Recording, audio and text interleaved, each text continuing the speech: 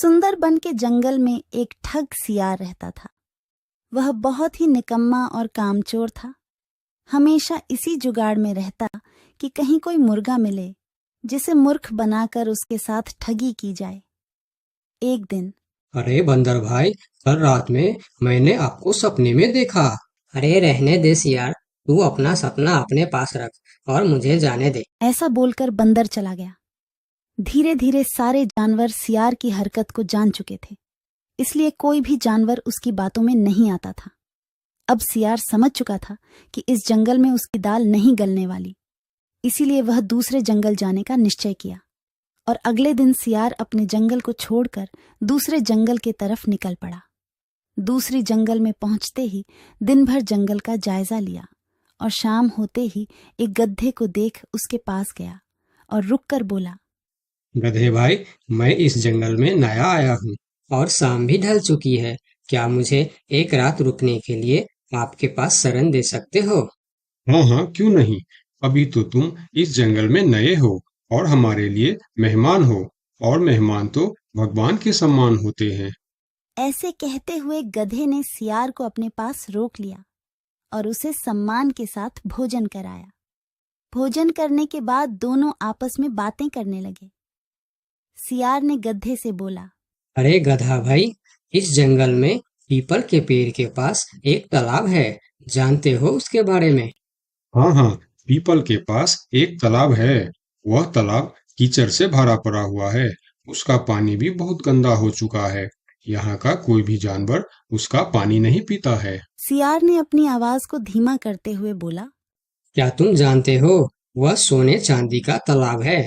उसके अंदर ढेर सारा सोना और चांदी छुपा है और उस तालाब का मालिक मैं ही हूँ। सियार का बात सुन गधे ने चौंक के बोला, ये तुम क्या बोल रहे हो सियार भाई? तालाब भी कहीं सोने और चांदी का होता है? मैं भी ऐसे ही सोच रहा था।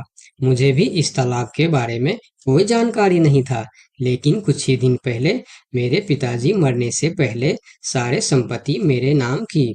उसमें यह तालाब भी है और आज मैं अपनी संपत्ति देखने के लिए ही यहाँ पर आया हूँ। यकीन नहीं होता तो यह थैली में देख लो, जो मैंने अभी इस तालाब से निकाला है। सोने के गहने निकालकर गधे को दिखाया, जो उसे ठगने के लिए उसने अपने साथ लेकर आया था। गहने को देखकर गधे को सियार के बात पर विश्वास हो गया और बोला, अरे हाँ, ये तो सचमुच सोने चांदी का है। तब तो तुम बड़े ही भाग्यशाली हो, इसलिए तुम्हारे पास ये सोना चांदी का तालाब है। अब सियार मन ही मन खुश हो रहा था। उसे तो इसी बात का इंतजार था। गधा भाई, मुझे इस संपत्ति से कोई भी लालच नहीं है।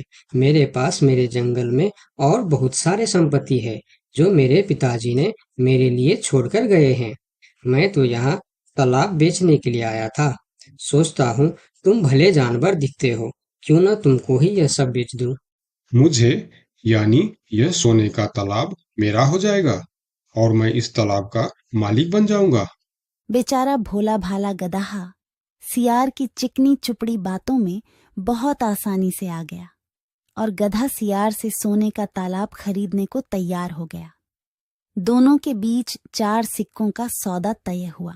ठीक है सियार भाई, मैं अभी जाकर हिरन के पास से 4 सिक्का लेकर आता हूँ।